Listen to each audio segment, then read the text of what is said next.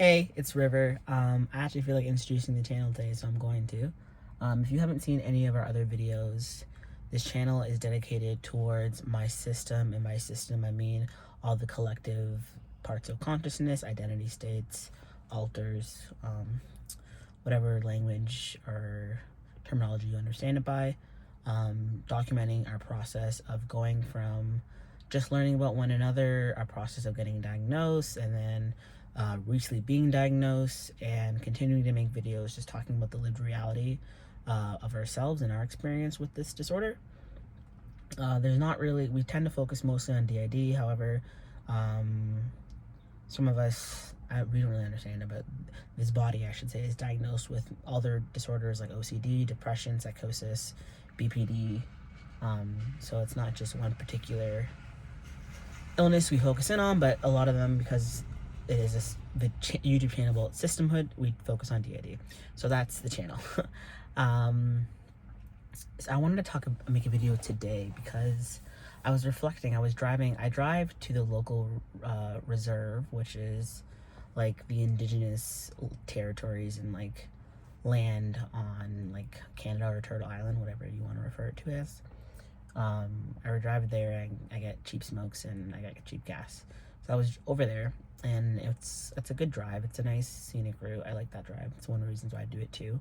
And I was reflecting on my thoughts about, kind of something that happened between my friend and I.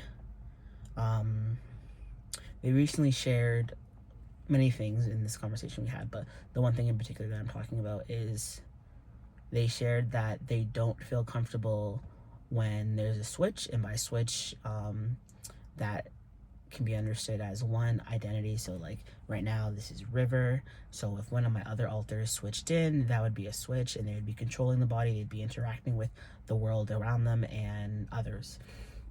So my friend said, he had gotten to know, and we've been friends with this person for over 10 years, and he said, I've gotten to know River, and that's who I formed this friendship with, and I feel comfortable with River. I don't really feel comfortable with the others. And he essentially equated it to them being strangers, and how he doesn't consent to being around them, and how it makes him feel uncomfortable. So like that's not an issue in and of itself. He has that comfortability. I respect that. My main concern is, I suppose, two issues. One, it's like, well, what do you really understand as like River? I think he really understands this body as River, because I explained this in a very quick way and didn't elaborate on. He didn't ask any further questions about it, but like before, we pre-knowledge of our system, like you were around all of them all the time without even noticing. Like, what's the difference now exactly, besides the fact that they're consciously aware of their fact that they're like separate from myself, separate beings? And quick segue, I know you're probably thinking like, that doesn't sound like how DID is, in a sense where how do they not know they were alters before we realized we were a system? I can't speak for other systems at all. I think this is a very unique experience to us, but because we seamlessly share like perception and consciousness,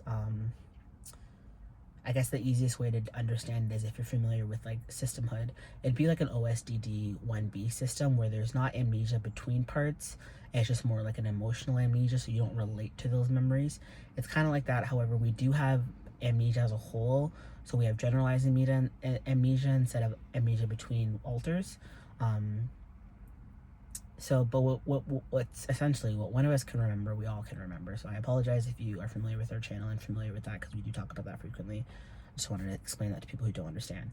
So when I say that pre-systemhood, like awareness, my alters, including myself, we didn't realize we were a DID system, because one, I don't think anyone really, until you start to really insightfully reflect on your life and how your development was and how you perceive yourself as like a being, as like a sense of self. I don't think anyone really has awareness or tuned to the fact that they could be multiple. But in our case in particular, we all can remember the same thing. What one of us can remember, we all can remember. What one of us can't remember, none of us can remember for the most part. And even to this day, like when we switch, sometimes we don't realize, because if it's like a slow, drawn out switch, it could be so subtle. It feels like you don't even really.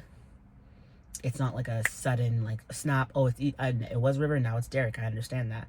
Those are easy for us to identify, but the longer switches are hard because it's already so seamless for our switches, but it's so gradual that you kind of lose your sense of self and then regain your sense of self. And throughout that process, it could take hours, so it's not really something you're really attuned to minute by minute.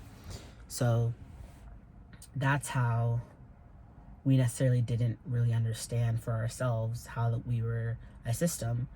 However, this isn't like a new experience. We've like I said, we've been a system for our whole lives.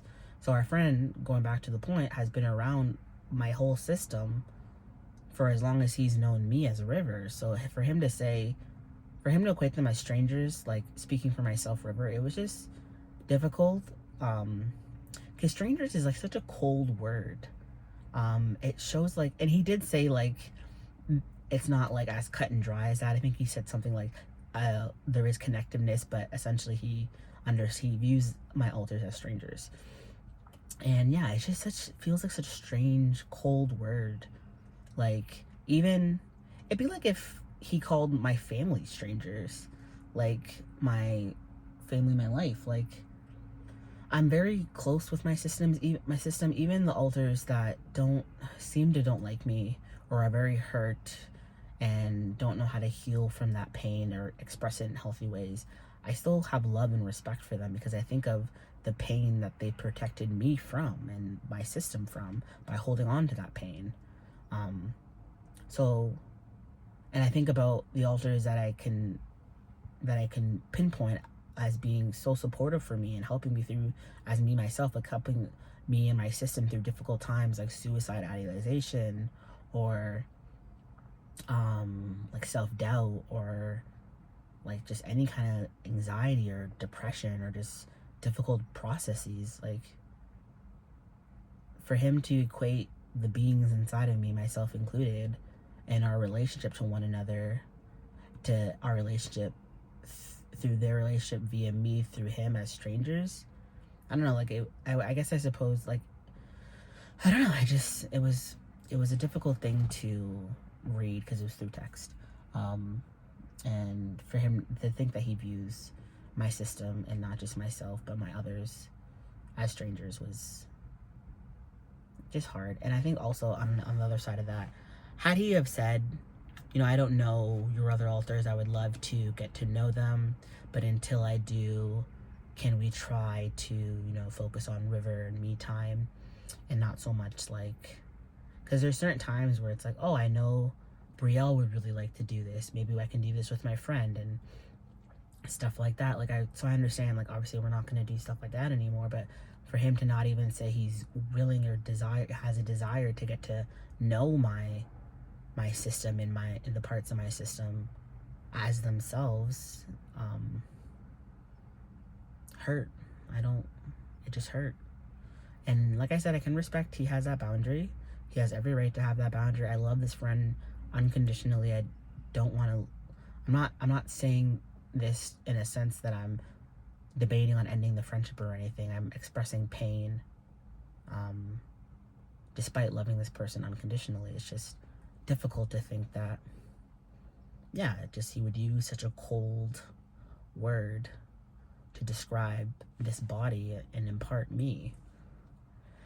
On the other side, one of the other things I've been reflecting on is, like, when they said, like, I got to know River, it's like, well, we've been friends for over 10 years. Like, who's the River you think you know? And as I was driving, because this is a long drive, I was thinking about how, and I think I've been reflecting on this subconsciously for quite some time now, but I don't think I'm the same person he started the friendship with.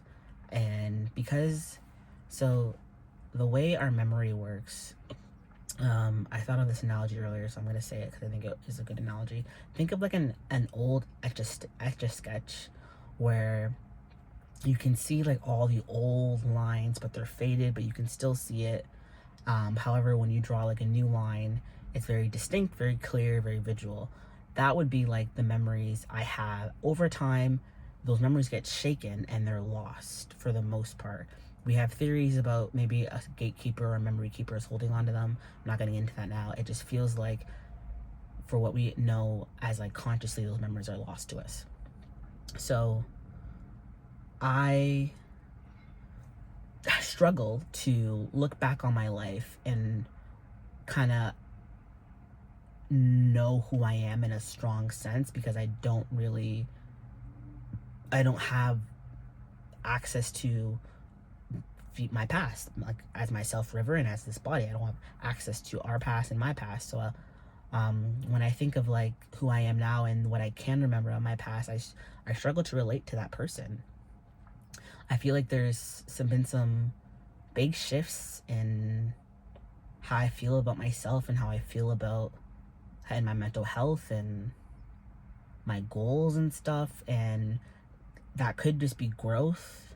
That could just be things getting, my illnesses or symptoms increasing or decreasing, such as like I never really experienced anxiety in a way that I do now. But I don't know if I've spoken about this on the channel. I do wonder if sometimes if I'm either dissociating less because I'm healing now, so I'm more attuned to things I was just dissociating from in general, or I'm dissociating less and things that have been, I don't remember what I just said. It's either I'm dissociating less and things that have always been bothering me I'm just more in tune to, or I'm dissociating less and things that I was just like not aware of, on like a flip side of that coin, like things that like have always been bothering me I wasn't aware of, or things that like, yeah, I'm getting lost because I can't remember what at the beginning of my sentences, so I don't want to repeat that too many times. I hope I described that well.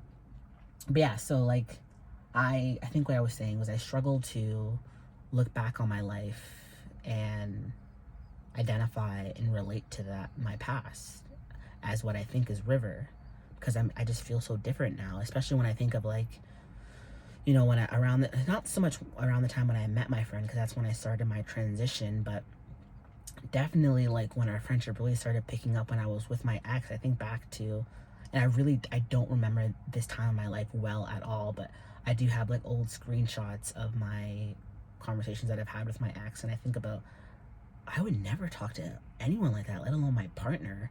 Not that I was like abusive or toxic or anything, I just wouldn't communicate like that. Like I wouldn't say I was abusive or toxic, but I just don't think I was a good partner, to be honest. And was that just because I was young?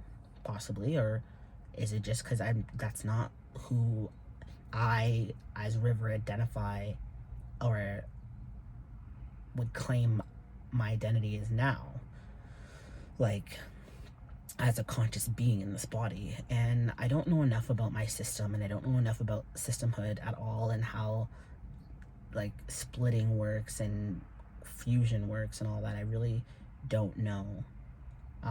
But I do wonder if, am I really the River that feels like they've been River since forever long as we thought we've been River? And it does get a little tricky, because like when I think back in high school, like we were presenting feminine for the most part. We didn't really experience a lot of dysphoria. I mean, we always did, but like it's complicated because we were comfortable but not really comfortable. So I just wonder if maybe in our high school years we were an alter, our host was an alter who was a female, and then dysphoria came back, maybe I came back, maybe a different version of me came back. I don't really understand it, but to go back to the whole point of this video, I just don't know if I'm the person this friend even wants to be friends with. And that truly scares me, because like I said, I love this person unconditionally. I think they're an amazing friend for me. And I just, because of the larger picture of our conversation, I'm just having a lot of insecurities about how they view me now and our friendship. And I've always just been, like I said, I've been dealing with a lot of insecurity and anxiety more than I think I've ever had in my life. And I definitely think I'm insecure about my relationships in life, yes, and particularly with this one friend for different reasons. So I just, on top of already feeling like fears of abandonment from this friend, and just like feeling like our friendship is very fragile right now, for him to then say he's gotten to know River, and it's like, I don't even know who River is. So it's like, who do you want me to be? Like, I don't know.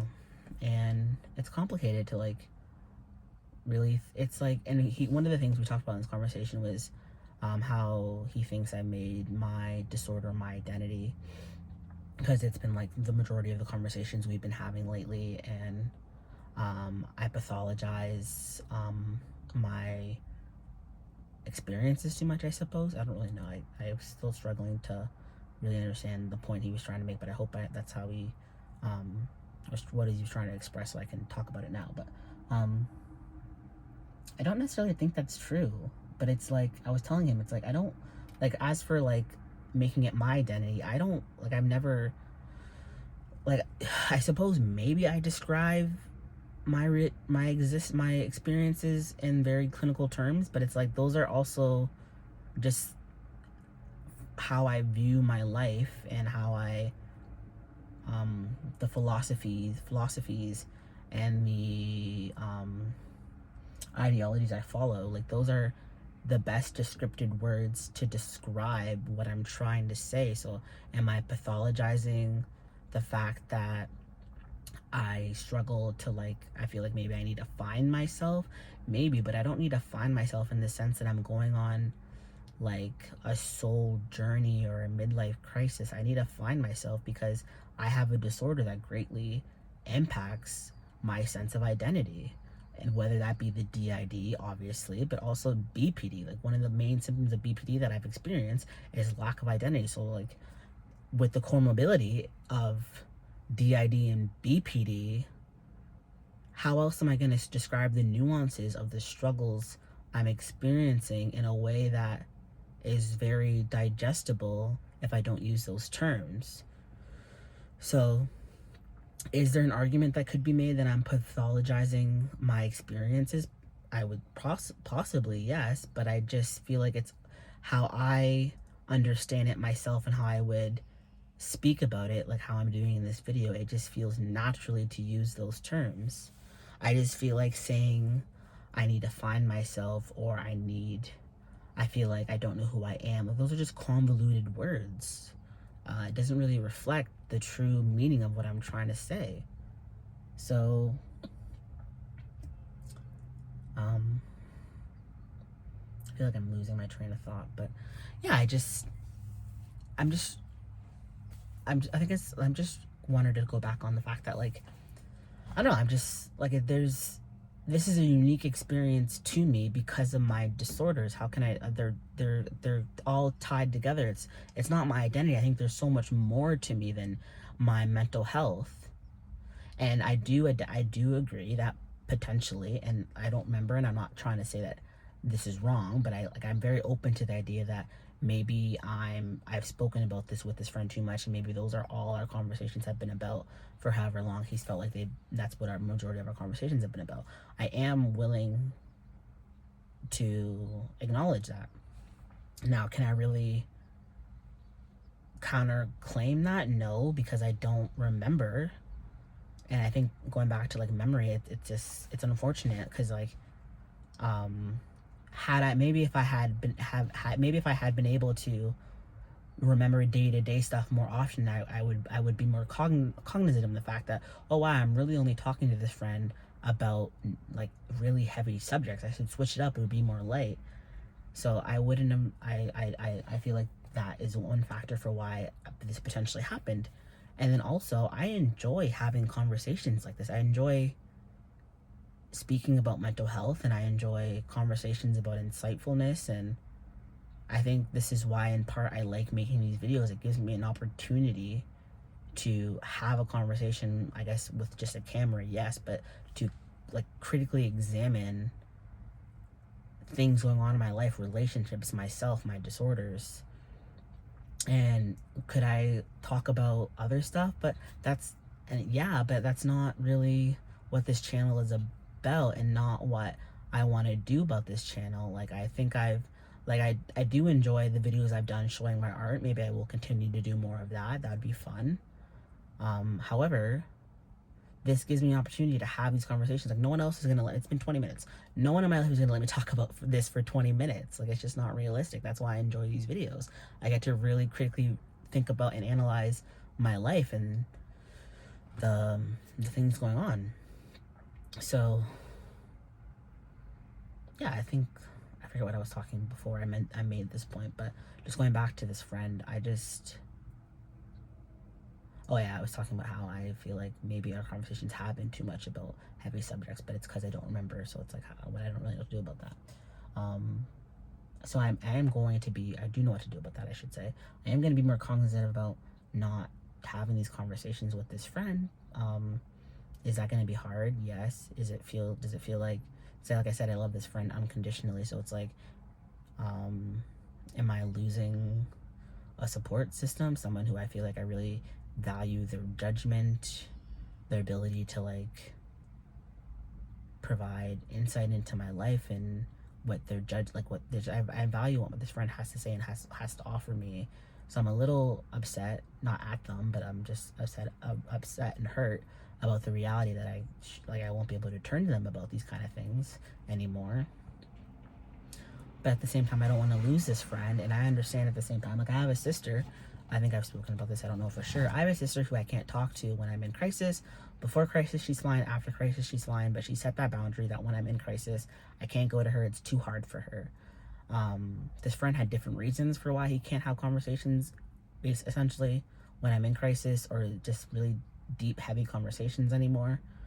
No, but I mean, yeah, sorry, but I just can as equally respect it and also not personalize it to the fact that I think that this friend is like saying that I'm like personalizing in the sense that this friend is placing judgment on me. I know that he's setting this boundary for himself, and he even said it. I'm not doing this because I don't want to be your friend. I'm doing this because I do want to be your friend. I do believe that.